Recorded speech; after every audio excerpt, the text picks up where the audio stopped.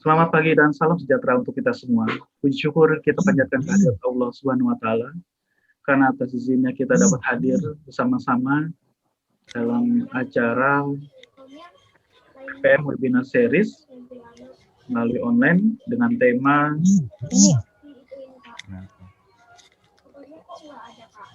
keberlanjutan bisnis melalui good governance UMKM dan koperasi. Ini suruh Februari 2021. gitu gimana?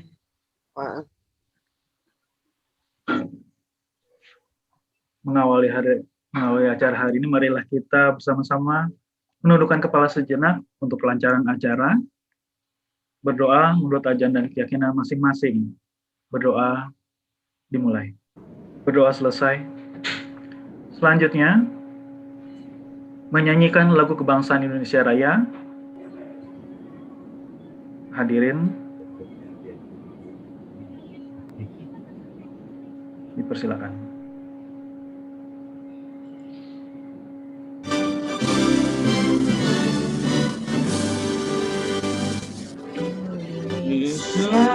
Tanah airku, tanah tumpah darahku.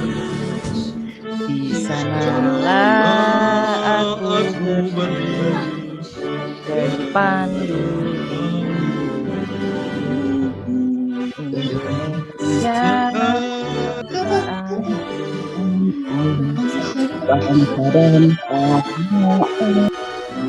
marilah kita bersatu. Hiduplah tanahku, hiduplah negeriku, bangsaku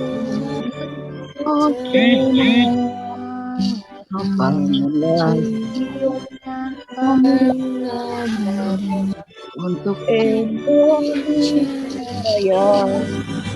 Indonesia yang merdeka, merdeka tanahku. Indonesia yang merdeka, hiduplah Indonesia. Indonesia yang merdeka, merdeka tanahku yang kucinta. Merdeka, merdeka,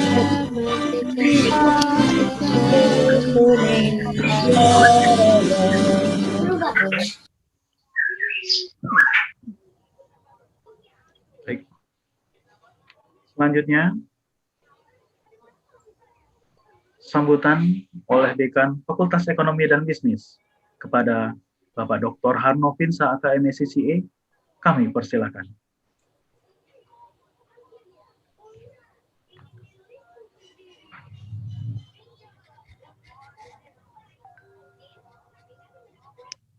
Assalamualaikum warahmatullahi wabarakatuh. Waalaikumsalam warahmatullahi wabarakatuh. Kepada yang terhormat Bapak Lurah atau yang mewakili, ya. Kemudian kepada yang terhormat Ibu Dr. Inge Hutagalung sebagai Ketua PPM Universitas Mercu Buana. Ya, kemudian yang saya hormati dan saya banggakan para dosen yang terlibat di dalam pengabdian masyarakat ini. Ya, di sini saya lihat ada Pak Ustadz Sabarudin Muslim. Ya. Kemudian ada Bu Nurlis, ada Bu Diah Iskandar, ada Ibu Pak Laras tadi saya perhatikan, ya. Kemudian ada Ibu Nurul Hidayah. Nggak salah tadi juga saya lihat ada Bu Mutia ya, Ibu Mutia. Assalamualaikum warahmatullahi wabarakatuh. Waalaikumsalam warahmatullahi wabarakatuh. Nah, kepada yang terhormat Bapak Lurah atau yang mewakili dari Kelurahan Meruya Utara. Ibu Lurah. Ibu Lurah ya. Ibu Lurah Srengseng. Oh, Ibu Lurah Srengseng hadir loh ya. Bu Lurah Srengseng, kemudian dan tim. Hadir, Pak. Dan tim, ya. Ya, selamat pagi Bu Lurah. Alhamdulillah bisa berkumpul kita pagi ini. Kemudian kepada yang terhormat Ibu Dr. Inge Hutagalung sebagai Ketua PPM Mercu Buana. Kemudian kepada yang terhormat teman-teman dosen sebagai narasumber di sini ada Ibu Nurlis, saya lihat ada Pak Sabarudin tadi, kemudian ada Bu Dia Iskandar, ada Bu Nurul, ada Bu Mutia, ada Pak Laras ya. Mohon maaf kalau saya tidak sempat melihat beberapa dosen yang lain yang terlibat. Ya. Kemudian juga yang terhormat dan yang saya banggakan para peserta dari pelatihan ya sektor UMKM ini. Ya. Alhamdulillah ya di pagi yang cerah ini berkat rahmat Allah Subhanahu wa taala kita hari ini bisa berkumpul di pagi ini. Salawat dan salam kita ucapkan kepada Nabi junjungan kita, Nabi besar Muhammad sallallahu alaihi wasallam ya, bahwa dia membawa kita dari dunia kegelapan menjadi dunia yang terang benderang seperti ini ya. Jadi dunia terang benderang seperti ini sangat sayang kalau tidak kita manfaatkan sebagai umatnya ya, bahwa kita adalah menjadi makhluk pembelajar. Kalau kita menjadi makhluk pembelajar, maka kita harus memberikan apa yang sudah kita pelajari kepada pihak lain yang masih membutuhkan untuk memahami apa yang telah kita pelajari.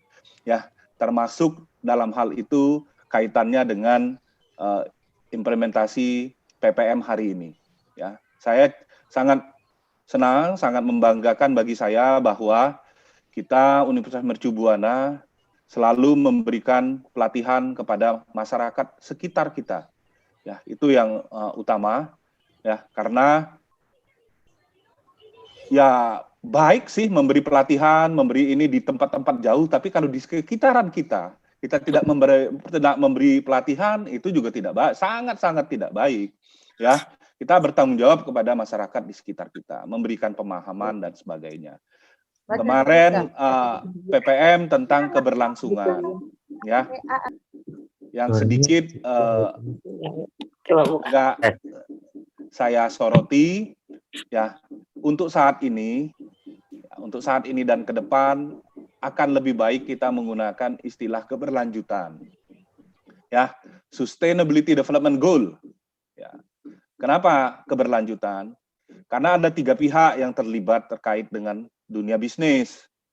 Yang pertama adalah people, masyarakat. Yang kedua adalah masyarakat itu termasuk yang punya perusahaan itu sendiri ya, dan lingkungannya. Yang kedua adalah planet. Planet itu adalah sumber daya. Sumber daya ini termasuk sumber daya alam ya, di perut bumi maupun di atas perut bumi. Nah, yang ketiga adalah profit. Ya, jadi perusahaan dalam berbisnis jangan orientasinya hanya profit. Jangan orientasinya hanya profit. Artinya apa? Artinya lingkungan itu menjadi bagian penting dalam berbisnis. Nah, di sini aspek sosial harus kita pikirkan. Ya, lingkungan itu apa? Society yang berada di sekitar perusahaan, termasuk UMKM sekalipun. Ya, banyak perusahaan-perusahaan tahu yang ada di perkotaan. Ya, yang ada di perkotaan, daerah Sunter itu banyak tuh, saya nggak tahu di Kembangan. Wah, itu industri tahu itu UMKM. Dia punya dampak nggak kepada lingkungan? Besar sekali kalau AMDAL-nya tidak dibenahi. Besar sekali dampaknya. Industri tahu itu airnya mengalir itu bau. Mempengaruhi air tanah dan sebagainya. Nah, industri-industri seperti ini perlu bagaimana mereka diajarkan. Ya, diajarkan, memberikan pemahaman bahwa Anda boleh mendapatkan profit yang besar-besarnya, tetapi Anda harus lingkungan di sekitar Anda.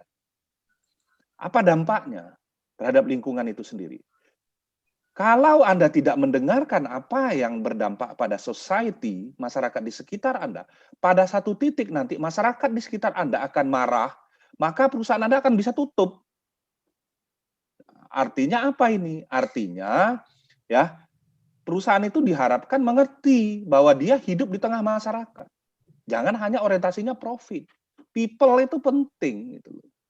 Ya, people itu penting gitu loh. Nah, seperti itu loh. Nah, supaya mereka memahami people ya dan mendapatkan profit yang baik, nah ini harus dijaga keseimbangannya. Ya, harus dijaga keseimbangan. Bagaimana cara menjaga keseimbangan ini? Maka diperlukan tata kelola. Diperlukan tata kelola bagi UMKM itu. Nah, tata kelola seperti apa? Ya, good governance. Ya, good governance itu adalah tata kelola yang baik, bagaimana orientasinya bukan hanya profit, ya, bukan hanya keuntungan dia sendiri, tapi dia bisa mensejahterakan lingkungan yang berada di sekitarnya dan mensejahterakan negara juga. Negara dalam hal ini apa? Pajak yang dibayar. Ya, pajak yang dibayar. Nah, ini yang kita ingin nanti diuraikan oleh beberapa narasumber kita. Ya, semoga nanti para UMKM memahami ini. Kalau Anda orientasinya profit dan tidak memperhatikan lingkungan di sekitar Anda, ya, berarti saya berani mengatakan, kalau Anda seorang Muslim, Anda bukan seorang makhluk Nabi Muhammad SAW. Ya, nah, seperti itu. Ini saya berani mengatakan seperti itu karena kita itu sudah jelas ajaran itu ada semua di Al-Qur'an dan hadis. Ya, ini Pak Ustadz ada di sini, Pak Sabar, paham betul itu. Nanti mohon juga bisa dikaitkan terkait ini, ya. Nah, seperti itu. Ya, karena kita harus bersumber dari ajaran sesuai dengan agama kita. Ya, jadi profit itu tidak hal yang utama lagi dikejar. Jadi kita juga aspek sosial masyarakat itu penting. Apalagi di sini ada Bu Lurah, mungkin nanti Bu Lurah bisa juga melakukan sosialisasi. Jadi kita tidak hanya berharap ekonomi tumbuh, tapi kita juga berharap pengertian masyarakat akan lingkungan juga tumbuh. Seperti dengan teori legitimasi kalau di dalam dunia riset dan dunia pendidikan.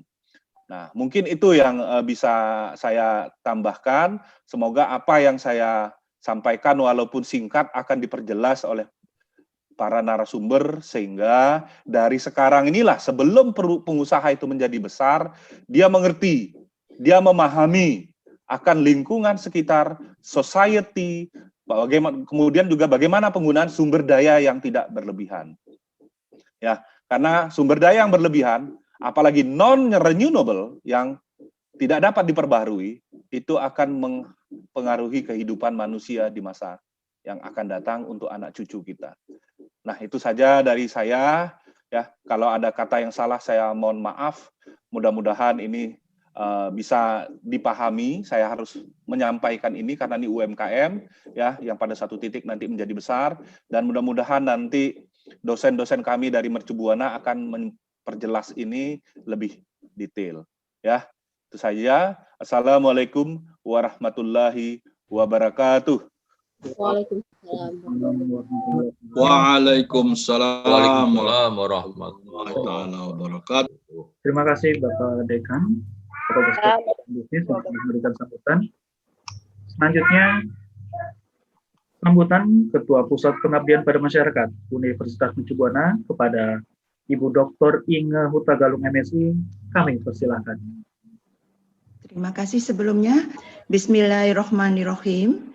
Yang kami hormati dan kami banggakan, Dekan Fakultas Ekonomi dan Bisnis Universitas Mercu Buana, Dr. Harnovinsah. Yang kami hormati, Lurah Kelurahan Srengseng, Ibu Hajah Rusmini. Yang kami banggakan dan kami sayangi para narasumber pada pagi hari ini dan juga untuk esok hari, serta peserta webinar yang berbahagia. Assalamualaikum warahmatullahi wabarakatuh. Selamat pagi dan salam sejahtera bagi kita semua. Pertama-tama, marilah kita panjatkan puji syukur kehadirat Allah Subhanahu wa Ta'ala yang telah melimpahkan rahmat-Nya, karunia-Nya, sehingga kita dapat berkumpul pada rangkaian kegiatan webinar pengabdian kepada masyarakat Fakultas Ekonomi dan Bisnis Universitas Mercu Buana dalam kondisi sehat walafiat. Karena kita pahami sekarang angka COVID itu terus melaju dan alhamdulillah kita termasuk golongan yang dilindungi oleh Allah Subhanahu wa Ta'ala dari virus yang mengerikan tersebut. Bapak dan Ibu peserta webinar sahabat PPM, pagi ini tema webinar kita adalah tentang bisnis. Dalam ilmu ekonomi, bisnis adalah sebuah organisasi yang menjual barang atau jasa kepada konsumen atau bisnis lainnya untuk mendapatkan laba. Sebagaimana disampaikan tadi dengan sangat baik oleh Bapak Dekan, tentunya laba yang dihasilkan bukan hanya untuk kepentingan penjual, produsen, tapi juga laba yang bisa memberikan manfaat bagi lingkungan dan juga bagi negara. Sebagaimana kita pahami, gerak organisasi tentunya perlu dipertahankan dan perlu ditingkatkan keberlangsungannya. Salah satu cara untuk mempertahankan kelangsungan bisnis adalah dengan memperkecil efek yang mengganggu pada operasional itu sendiri dan mengurangi risiko kerugian keuangan serta meningkatkan kemampuan organisasi dalam proses pemulihan. Menyadari kondisi keberlangsungan bisnis yang tidak mudah dan sebagai wujud nyata kepedulian terhadap masalah sosial masyarakat, alhamdulillah pada pagi hari ini di tengah-tengah kita telah hadir para dosen dari Fakultas Ekonomi dan Bisnis Universitas Mercu Buana yang insya Allah selama 2 hari akan siap berbagi pengalaman, siap berbagi ilmu, dan siap berbagi kiat seputar strategi keberlangsungan bisnis melalui implementasi good governance khususnya di sektor UMKM dan koperasi. Bapak dan Ibu, peserta webinar yang berbahagia, izinkanlah kami menghaturkan ucapan selamat dan penghargaan kepada panitia pelaksana webinar atas prakarsanya mengkoordinir dan melaksanakan webinar seri PPM ini. Harapan kami kerjasama dengan kelurahan di lingkungan Kecamatan Kembangan, wabil khusus dengan Kelurahan Srengseng dapat berlanjut dalam kegiatan pengabdian masyarakat lainnya. Semoga ilmu yang diberikan pada kesempatan ini bisa membuka wawasan dan menambah pengetahuan. Sebagai penutup, izinkanlah kami menyampaikan sebuah pantun. Kicau kutilang di pohon kenari, menambah ceria suasana pagi. Selamat mengikuti webinar hari ini. Bisnis lancar, keluarga berseri. Terima kasih. Wabillahi taufiq wal hidayah. Wassalamualaikum warahmatullahi wabarakatuh. Waalaikumsalam warahmatullahi wabarakatuh. Terima kasih pada Ibu Dr. Ingan Huta Galung MSI sudah memberikan sambutan. Selanjutnya adalah sambutan dari Kepala Kelurahan Srengseng, Ibu Haja Rusmini. Kami persilakan. Ya. Terima kasih kepada Bapak Panitia. Bismillahirrahmanirrahim. Assalamualaikum warahmatullahi wabarakatuh. Waalaikumsalam warahmatullahi wabarakatuh. Salam sehat dan sejahtera buat kita semua. Yang saya hormati Bapak Dekan Universitas Mercu Buana, Bapak Dr. Harnofinsah CA. Yang saya hormati juga Kepala Pusat Pengabdian Masyarakat Kampus Mercu Buana, Ibu Inge Huta Galung MSI. Lalu panitia penyelenggara webinar ini yang terdiri dari para dosen dan dari Mercu Buana. Yang saya hormati juga Lurah Meruya Selatan, sahabat saya, lalu Bapak Ibu pembicara dan para peserta webinar yang saya banggakan. Alhamdulillah wa syukurillah pada pagi ini hari Rabu tanggal 3 Februari 2021 kita masih dapat bersilaturahmi melalui virtual, yaitu kegiatan pengabdian masyarakat ilmu manajemen dan akuntansi 2020-2021 dengan tema keberlanjutan bisnis melalui implementasi good governance di sektor UMKM dan koperasi. Bapak Ibu, semoga kegiatan ini dapat berjalan dengan lancar dan bermanfaat. Harapan saya ingin para peserta yang terdiri dari Karang Taruna dan PKK menghasilkan UMKM operasi yang berkualitas dengan manajemen yang baik. Selain itu, saya juga ingin setelah menghasilkan sesuatu merupakan kebanggaan menjadi warga Kelurahan Srengseng, Meruya Selatan, khususnya Kecamatan Kembangan. Saya ingin juga menjadi warga yang lebih maju ke depannya. Ikuti terus pelatihan ini hingga selesai, gunakan kesempatan ini dengan baik. Saya kira itu saja yang dapat saya sampaikan. Jaga kesehatan karena sampai saat ini COVID-19 belum mengalami penurunan. Waspadai juga dengan DBD. Saya akhiri, izin saya mohon maaf karena saya ada acara di Wali Kota, rapat aset. Saya undur diri lebih dahulu. Saya akhiri, wassalamualaikum warahmatullahi wabarakatuh. Waalaikumsalam. Waalaikumsalam warahmatullahi wabarakatuh. Terima kasih Bu Lurah. Terima kasih banyak atas sambutannya Ibu Kepala Kelurahan Srengseng, Ibu Hajar Ismini. Ada dengan tema Tata Kelola Koperasi yang akan disampaikan Ibu Rona Tumiur Mauli Caroline, SEMM. Akuntansi untuk Koperasi Bapak Haji Sabarudin Muslim, SEMSI. Pencatatan dengan smartphone Ibu Nurul Hidayah, SEAK MSI CA. Dan terakhir ada pembukuan dasar menghitung pajak Dr. Randa Mutiah, MSI. Ya, saya sudah buat break room-nya, room A dan room B. Silakan masuk. Di sini saya sudah menyediakan room A dan room B. Kepada peserta, silakan masuk sesuai dengan ID-nya masing-masing. Misalkan A di depannya A, silakan masuk room A. Atau B, silakan masuk di room B. Untuk menyingkat waktu, mari kita simak pemaparan narasumber yang pertama yang akan disampaikan oleh Bu Rona.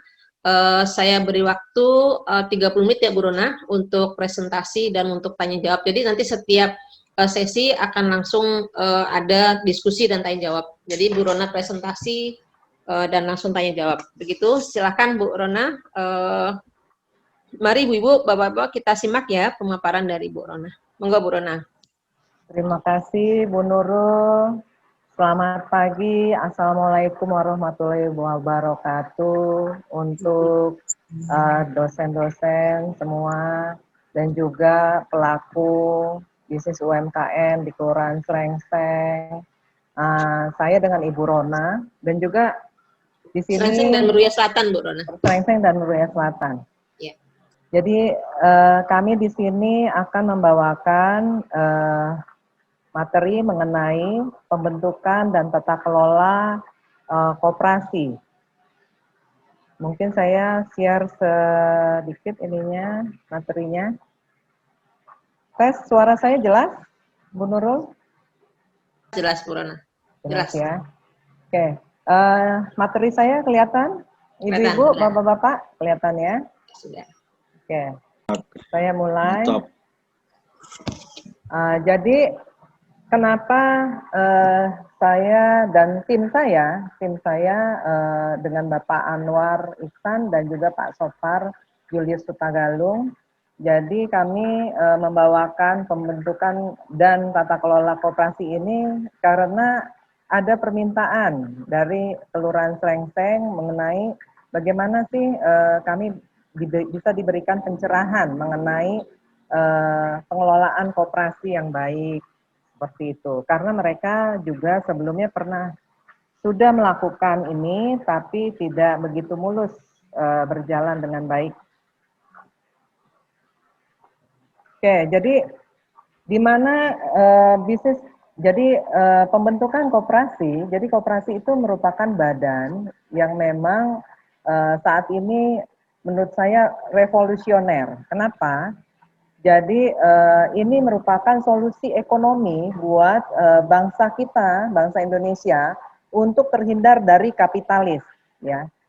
Jadi di sini tata kelola ekonomi dunia umumnya itu kebanyakan mengarah ke kapitalis. Jadi ibarat kue, Bapak Ibu. Jadi kalau kue kita bagi-bagi, gitu ya, itu sebagian besar itu potongan kuenya. Itu yang mengambil itu bagiannya adalah bagian kapitalis, dan bagian kecilnya itu dipakai atau dimakan oleh orang-orang yang memang hanya sebagian kecil, ya, seperti masyarakat. Jadi sebuah bank di sini, apakah mungkin gitu ya, sebuah bank itu dimiliki oleh nasabahnya? Jadi apakah mungkin sebuah organisasi itu dimiliki oleh pemilik atau masyarakatnya atau misalnya karyawannya, ya, kayak jaringan supermarket itu apakah memang bisa dimiliki oleh pelanggan atau klub sepak bola, ya, itu dimiliki oleh fansnya, ya, atau mungkin pabrik, ya, dimiliki oleh pekerjanya, atau rumah sakit dimiliki oleh masyarakat atau pasiennya. Nah, ini sebenarnya merupakan ide yang bukan hal yang tidak mustahil, ya. Jadi kalau misalnya kita bilang, ih bener nggak ya, kalau misalnya kita punya bisnis itu sama-sama gitu ya. Jadi senasib dan sepenanggungan lah istilahnya gitu. Jadi bukan hanya segelintir orang yang memang menikmati dari hasil yang memang dihasilkan dari bisnis tersebut. Nah, di sini bank dimiliki oleh nasabahnya ini ada di dunia nyata, ya. Jadi contohnya seperti di Kanada, ya. Jadi itu ada koperasi kredit Desjardins Group namanya. Jadi ini bank ini dimiliki jutaan nasabahnya di Kanada. Jumlah kekayaannya itu 5.000 triliun rupiah. Jadi 4 kali lipat kekayaan dari bank BUMN BRI malah. Jadi tahun 2010 ini merupakan Bank of the Year dari Kanada. Sebagai bank terbaik di Kanada, jadi ini bank dimiliki, dikontrol, dikendalikan oleh nasabahnya. Nah, mungkin Bapak Ibu baru tahu ya. Nah, ini juga ada nih rumah sakit ya. Jadi Koperasi Group Health Cooperative. Jadi jaringan rumah sakit terbesar di di kota Washington. Terus juga ada Koperasi Populer di Prancis. Jadi dari bank ini merupakan Bank of the Year dari Prancis, ya. Jadi udah pernah jadi bank yang terbesar, ya, yang terbaik.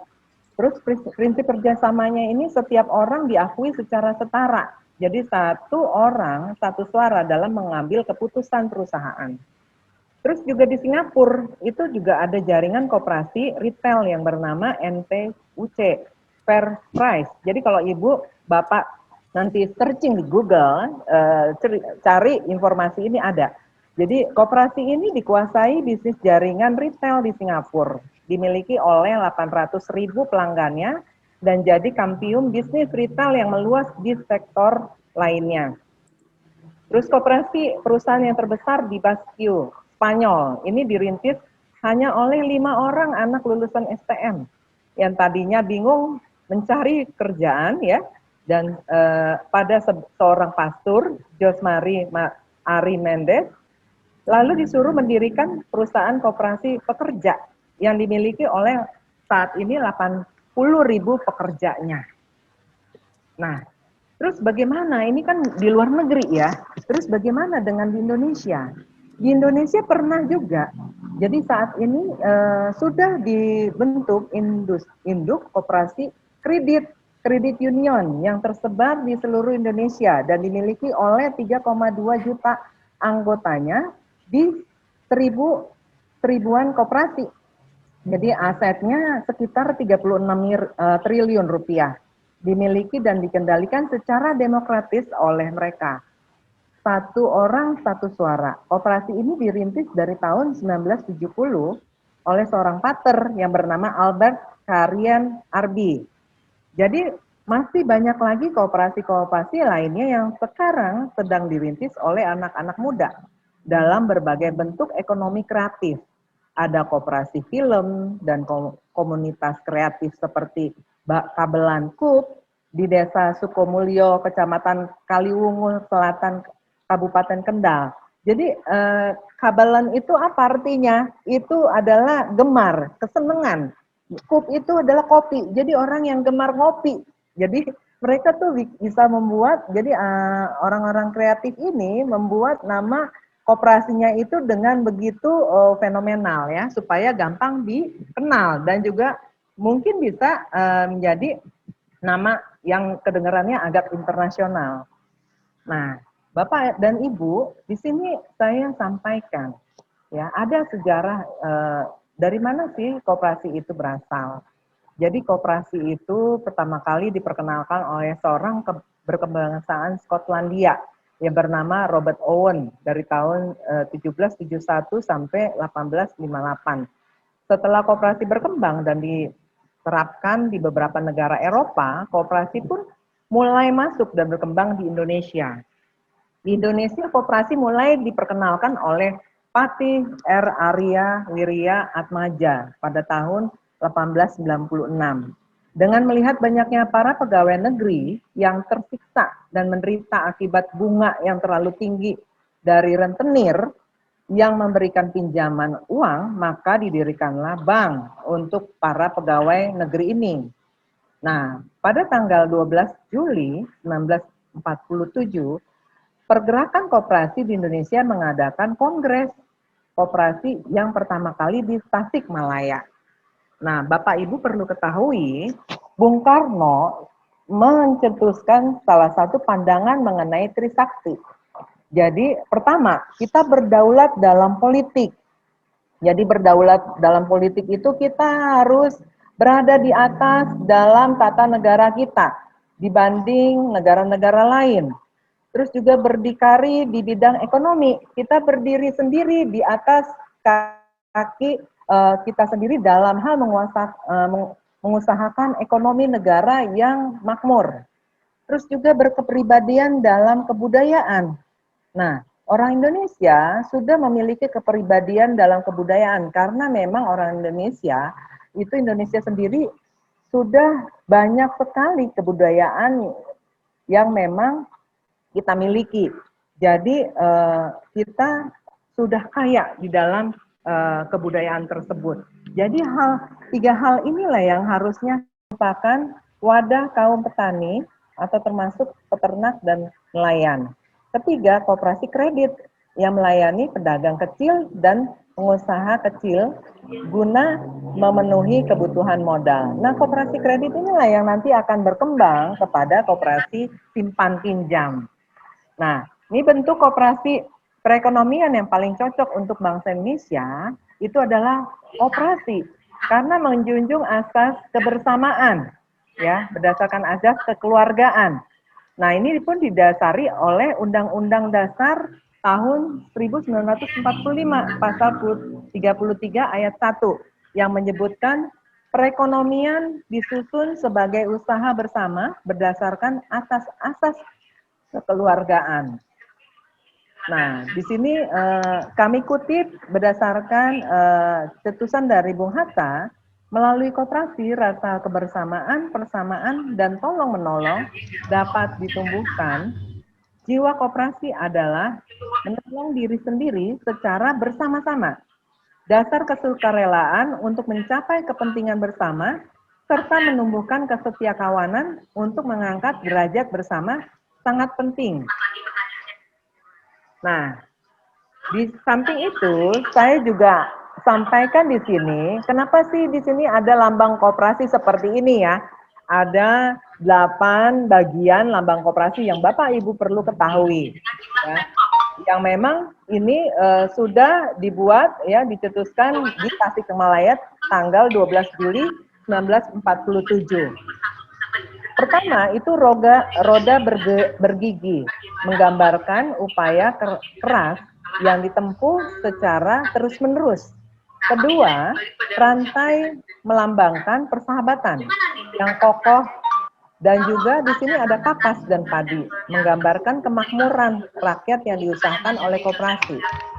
Yang keempat, itu ada timbangan, gambar timbangan melambangkan keadilan sosial sebagai salah satu dasar koperasi. Kelima, itu ada gambar bintang, Bapak Ibu. Di sini melambangkan perisai, artinya Pancasila, yang merupakan landasan ideal dari koperasi. Yang keenam, itu ada gambar pohon beringin, menggambarkan sifat kemasyarakatan dan kepribadian Indonesia yang kokoh berakar. Yang ketujuh, itu ada kata-kata Koperasi Indonesia, menandakan lambang kepribadian Koperasi Rakyat Indonesia. Kedelapan, itu ada warna merah putih, menggambarkan sifat nasional Indonesia. Jadi secara keseluruhan, inilah arti dari lambang koperasi.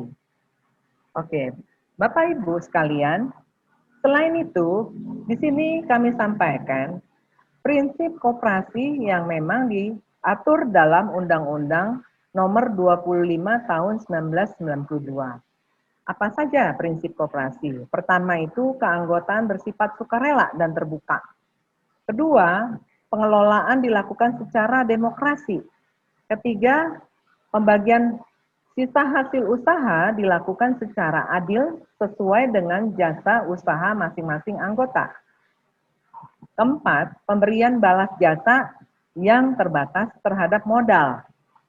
Kelima, kemandirian. Keenam, pendidikan perkoperasian. Ketujuh, kerjasama antar koperasi. Bu Rona, waktunya untuk presentasi sudah 10 menit. Dilanjutkan nanti diskusi ya. Oh baik, baik. Di sini ada data koperasi yang memang disampaikan melalui Departemen Koperasi, Departemen Kementerian ya, Koperasi. Ini dari data di Indonesia, jumlah koperasi itu yang aktif itu sampai saat ini tahun 2018 126.343 dengan jumlah anggota 20.049.995. Dan ini diharapkan semakin bertambah. Di sini bagaimana kita sukses ya mengelola koperasi. Ini ada yel-yelnya nih, Koko di Kode, Koko di Kobe. Jadi Ko itu apa? Komitmen. Ko itu lagi konsisten. D itu disiplin. Ko itu fokus. Dan B itu belajar. Jadi inilah yang memang dari anggota koperasi perlu ketahui dan cermati. Dan di sini adalah data-data ya koperasi ya. Bapak Ibu mungkin bisa lihat di sini semakin grafiknya semakin tinggi. Terus dasar hukum dari perkoperasian, yaitu ada Undang-Undang Nomor 25 tahun 92, Nomor 4 tahun 94 ya. Di sini ada Surat Kementerian Koperasi ya. Ini ada 8 dasar hukumnya. Terus juga di sini ada persyaratan permohonan pengesahan. Bagaimana caranya kita mendirikan koperasi? Ya, di sini ada surat permohonan pendirian, ya, terus ada salinan akte pendirian koperasi, surat bukti setoran simpanan pokok, terus juga ada berita acara rapat pendirian koperasi, daftar hadir rapat pendirian koperasi, ada rencana kegiatan global, ya, terus selama 3 tahun, fotokopi KTP para pendiri atau calon anggota minimal 20 orang, daftar susunan pengurus dan pengawas koperasi, surat kuasa dari pendirian kepada orang-orang yang ditunjuk. pernyataan setoran modal koperasi yang ditandatangani oleh ketua koperasi, daftar riwayat hidup masing-masing pengurus dan pengawas, daftar peralatan sarana kerja koperasi, pernyataan tidak mempunyai hubungan saudara atau kerabat dekat dengan sesama pengurus dan pengawas koperasi. Nah, ini proses pengesahan Badan Hukum Koperasi ya. Jadi itu dari Undang-Undang 25, PP nomor 4, Permen nomor 1. Jadi ini sekelompok orang yang mempunyai kegiatan dan kepentingan ekonomi, ya, rapat persiapan, rapat pembentukan. Terus juga di sini ini adalah alur dari pengesahan Badan Usaha Koperasi. Ya, Bu Rona mohon dipercepat. Oh iya, baik. Persyaratan tambahan apabila usahanya ada unit usaha simpan pinjam. Jadi ada modalnya ya. Jadi bank pemerintah minimal itu untuk tingkat nasional itu harus setor 375 juta, provinsi 75 juta, kabupaten atau kota itu 15 juta. Rencana kerjanya ada rencana kerja, ada keterangan bersedia sebagai pengelola, contoh administrasi dan pembukuan, juga ada SK pengelola, daftar riwayat hidup. Nah, tadi sebagian saya sudah sebutkan ya. Terus juga di sini ada yang perlu diupload oleh notaris. Jadi berita acara rapat pendirian koperasi, daftar hadir rapat pendirian koperasi, pengantar rekomendasi pendirian koperasi, fotokopi KTP dan pendirian koperasi, surat keterangan penyuluhan. Nah, di sini prosedur pendirian koperasi di Provinsi DKI Jakarta. Jadi itu dari Menteri Koperasi UMKM, notaris ya, membuat akta koperasi, terus kelompok masyarakat, pembentukan koperasi ya, koperasi primer minimal 20 orang, koperasi sekunder itu minimal 3 koperasi. Terus Menteri Koperasi di sini ada penyuluhan dan pembentukan koperasi dan pejabat wewenang ya. Oke. Di sini contoh sertifikat dari induk koperasi, yang nanti akan diberikan sertifikat kalau koperasinya sudah didirikan. Nah, ini pengelolaan koperasinya, ya. Jadi organisasi itu sebagai wadahnya, manajemen itu sebagai sistem untuk mencapai tujuannya, dan koperasi adalah sebagai badan usahanya yang beranggotakan orang ataupun badan hukum koperasi yang melandaskan kepentingan berdasarkan prinsip koperasi yang sekaligus sebagai gerakan ekonomi rakyat. Nah, di sini ininya saya lanjutkan, mengukur kinerja koperasi. Bagaimana kita mengukurnya? Ada komitmen anggota, rapat anggota, ya, tahunan, laporan keuangan, ada pembagian sisa hasil usaha, terus juga kebutuhan anggota dapat terpenuhi, tata kelola ada yang profesional, dan penerapan sistem IT. Oke, mungkin demikian presentasi dari saya Bapak dan Ibu. Terima kasih untuk waktunya dan dipersilahkan, mungkin Bapak Ibu ada pertanyaan, dipersilahkan waktunya. Terima kasih Bu Nurul. Ya, baik, demikian tadi pemaparan dari Bu Rona ya, yang terkait dengan bagaimana koperasi itu harus dibentuk, kemudian bagaimana tata kelolanya, pengelolaannya bagaimana, kemudian terkait dengan pelaporannya dan seterusnya. Masih ada waktu sekitar 15 menit ya, jadi Bapak Ibu yang akan bertanya, saya persilahkan, mungkin hanya 2 penanya ya, karena waktunya hanya tinggal 15 menit. Baik, silakan Bapak Ibu kalau yang berpertanyaan.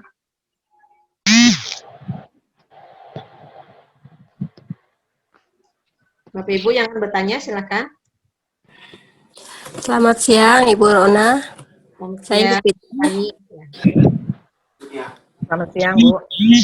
Saya mau tanya, Bu, kalau koperasi itu apakah jika koperasi itu sudah mulai berjalan dan dengan dana simpanan kita dari anggota dan simpanan itu diputar ya untuk suatu usaha gitu kan, apakah dari uang pokok itu dalam waktu sekian lama dikembalikan lagi, jadi sisa hasil usahanya itu terus diputar, atau simpanan pokoknya itu tetap menjadi simpanan wajib koperasi gitu, Bu? Simpanan pokoknya menjadi simpanan koperasi, maksudnya gitu, Bu? Tuh. Oke, jadi pertanyaan Ibu, apakah simpanan pokoknya menjadi simpanan wajib koperasi gitu ya, Bu ya?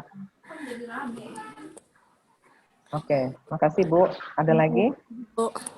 Yang kedua, silakan Ibu. Pertanyaan yang kedua, monggo Ibu. Atau mungkin Bu Rona sambil menunggu, silakan dijawab dulu Bu Rona. Oke, terima kasih Bu Fitri tadi ya Bu. Iya betul Ibu. Oke, terima kasih Bu pertanyaannya Bu Fitri. Ibu ini dari Karang Taruna atau Ibu PKK? Dari UMKM Bu. UMKM ya Bu ya. Ibu Ya. sudah pernah ikut jadi anggota koperasi Bu sebelumnya? Sedang berjalan. Ya? Oke. Ya. Jadi kalau koperasi simpan pinjam, memang kalau kita misalnya anggota yang melakukan peminjaman ya, peminjaman, terus nanti yang bersangkutan kan menggunakan untuk usaha ya, UMKM gitu kan Bu. Koperasi Bu, koperasi wirausaha Bu. Oh, koperasi ya, oke, koperasi wirausaha. Jadi si anggotanya melakukan peminjaman ya Bu ya? Iya, bukan peminjam, jadi digunakan untuk usaha kan? Ya, untuk usaha gitu. Oke, jadi nanti dari hasil usaha tersebut, jadi anggota ini kan wajib mengembalikan ya Bu? Iya. Mengembalikan dananya, karena kalau tidak mengembalikan nanti rugi koperasinya kan Bu? Oke, terus nanti setelah itu dari dana tersebut itu harus dikembalikan dan itu menjadi simpanan wajib tetap jadi simpanan pokok di koperasi Bu. Oh begitu Bu ya. Ya, jadi karena memang selama ini banyak ya yang memang contoh kayak koperasi wirausaha, koperasi simpan pinjam, anggota pinjam untuk usaha, tapi tidak dikembalikan kepada koperasi tersebut. Jadi koperasinya nggak jalan.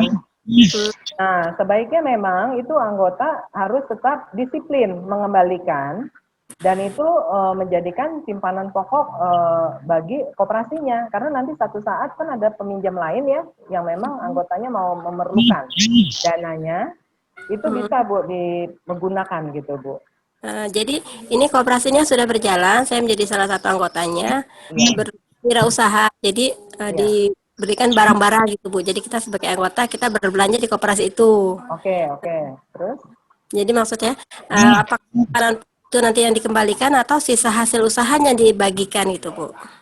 Oh, jadi nanti kan Ibu kan beli ya Bu? Iya, kita belanja ke koperasi. Ya, Ibu kan beli, Ibu kan sudah kalau yang ini berarti Ibu bukan minjam, Ibu membeli barang dari koperasi tersebut. Jadi nanti untuk pembagian itu sisa hasil usahanya yang memang dibagikan. Kalau memang ada sisa hasil usaha ya Bu. Oh ya. Nah, tapi kalau nggak ada ya itu harus di-keep dulu Bu, disimpan oleh koperasi. Karena apalagi kalau koperasi masih baru ya Bu. Biasanya ini harus berjalan dulu beberapa tahun ke depan, itu baru kita lihat apakah koperasi itu ada sisa hasil usaha, baru bisa dibagikan Bu. Jadi nggak langsung dibagikan begitu aja. Jadi harus tetap itu sebagai modalnya si koperasi Bu. Simpanan pokoknya gitu Bu ya? Iya betul Bu, simpanan pokok harus tetap ada. Ya. Soalnya ada teman yang anggota baru bertanya soal itu, kok uangnya nggak dikembalikan, sedangkan kan usahanya udah mulai berjalan gitu Bu. Iya, itu harus tetap Bu, karena koperasi itu kan dananya kan dari anggota untuk anggota ya Bu. Ingat selalu prinsip kebersamaan Bu. Jadi dari kita untuk kita dan untuk kita juga gitu. Baik, Bu Rona. Bu Fitri, sudah cukup ya Bu Fitri ya? Kita lanjut lagi dengan pertanyaan yang kedua, silakan. Ibu, siapa tadi yang akan bertanya ya? Bu Lani atau siapa tadi? Iya Bu, saya mau tanya Bu. Bu Lani. Halo, Assalamualaikum. Waalaikumsalam Bu Lani ya Bu? Iya. Iya Bu, silakan.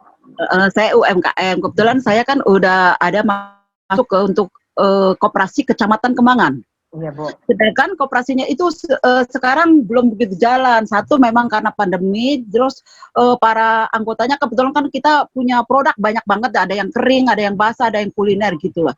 Kami pingin kemarin ada rapat ingin menjadi wadah, jadi kita pengen buka gerai khusus untuk koperasi untuk menampung produk-produk para anggota. Cuman kendalanya kita nggak punya tempat Bu. Kalau boleh di Mercu kasih tempat buat koperasi kami. Makasih. Oke. Good. Ini Bu, pendapatnya bagus sekali nih. Sekali, Bu Lani. Bu Lani gini, sebenarnya koperasi ini sudah lama sekali memang dicetuskan di Indonesia ya Bu. Nah kalau di Kembangan kalau Ibu ada rencana seperti itu, nanti coba kita bicarakan dengan pengurus atau misalnya pimpinan dari Mercu Buana ya Bu. Ya, Bu Rona, ada Pak Anwar di sini, Bu Rona, mungkin bisa menambahkan. Pak Anwar. Pak Anwar mungkin bisa bantu, Pak Anwar bisa bantu jawab, mungkin kasih pendapat. Silakan Pak Anwar. Saya kedengeran nggak? Kecil Pak. Kecil ya? Suaranya kecil Pak Anwar. Karena orangnya juga agak mendekat Pak. Oke. Nah, udah jelas belum ya? Ya, jelas. Terima kasih Bu Leni atas pertanyaannya. Kami di Koperasi Mercu Buana sebetulnya selalu membuka diri untuk bekerja sama dengan UKM sekitar kampus. Bahkan beberapa waktu lalu kita juga kerjasama dengan UKM yang agak jauh Bu, dari UKM Lebak, Banten untuk memasarkan produk mereka. Jauh banget Pak. Iya, jadi mereka lah yang menginisiasi dengan kebetulan kerjasama dengan Fakultas Komunikasi waktu itu PKM di Lebak, sehingga mereka minta punya tempat di koperasi kita di UMB untuk majang produk-produknya gitu, dan kita fasilitasi karena kan itu dalam rangka kerjasama ya universitas dengan UKM.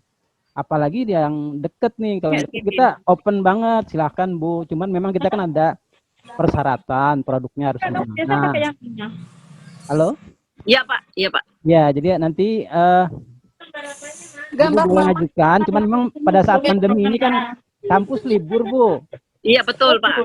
Jadi kita juga memang sepi ya. Jadi mungkin kalau beberapa boleh lah, nanti boleh coba dulu, Ibu boleh kunjung ke kami, produknya kita cek dulu, tes dulu, dan nanti kalau memang masuk bagus kan pasar kita kan Ibu mungkin tahu banyak mahasiswa, karyawan, jadi harus disesuaikan juga dengan dengan harga-harganya ya Pak ya. Betul. Jadi dengan kondisi kita, dengan market kita. Mungkin itu Bu, jadi kita support sekali UKM yang terutama yang di dekat kampus ya.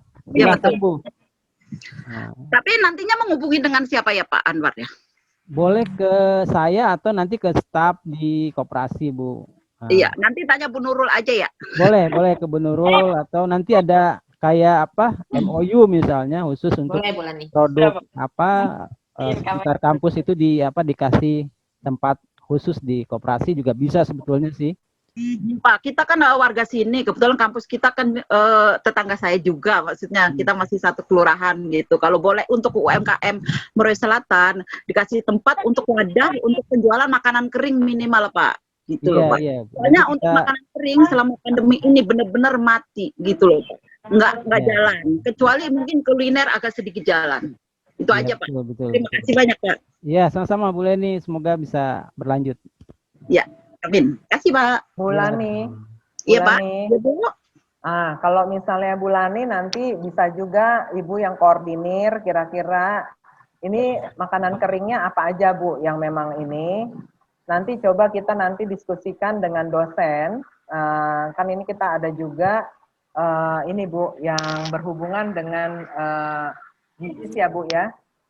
Jadi nanti kita bisa coba promosikan atau bagaimana gitu. Nanti Ibu list dulu, kira-kira produk-produk apa yang memang ada ya Bu ya. Terus mesti ditester kira-kira kualitas dari ininya produknya gimana gitu. Karena kan nanti ini kita ajari misalnya kemasannya, kira-kira berhubungan dengan penempatannya gitu Bu Lani ya. Iya betul. Nanti Ibu tolong atur aja bagaimana kira-kira di list, nanti coba hubungi kami Bu dengan Pak Anwar atau Bu Nurul. Atau dengan saya juga apa-apa. Ya, siap. Lani. Ya. Baik, sepertinya diskusinya ini sangat bagus sekali ya Bu Lani. Jadi dari pemaparan yang pertama saja sudah ada semacam kayak nanti akan dibuatkan MOU dengan Pak Anwar ya. Pak Anwar ini Bu manajernya koperasi di Mercu Buana. Jadi beliau yang mengatur koperasi di Mercu Buana, sehingga nanti tadi Bu Lani sebenarnya secara langsung tadi sudah menyampaikan langsung ke manajernya koperasi di Mercu Iya, ke Pak Ini Anwar. nanti, Makasih ya, Bu Nurul. nanti bisa dilanjutkan ya Bu kerjasamanya ya. Semoga nanti Siap. bisa di-display semuanya. Ini Siap. kalau kita nggak pandemi aja, dosen-dosennya suka main ke situ Bu, suka belanja. Jadi Iya, karena pandemi kita nggak boleh masuk kampus dan memang masih dalam apa istilahnya WFH ya istilahnya ya. Jadi ya kita di rumah saja. Jadi hanya bisa seperti ini. Tapi mungkin bisa dengan cara GoFood atau gimana boleh saja. Seperti itu. Siap.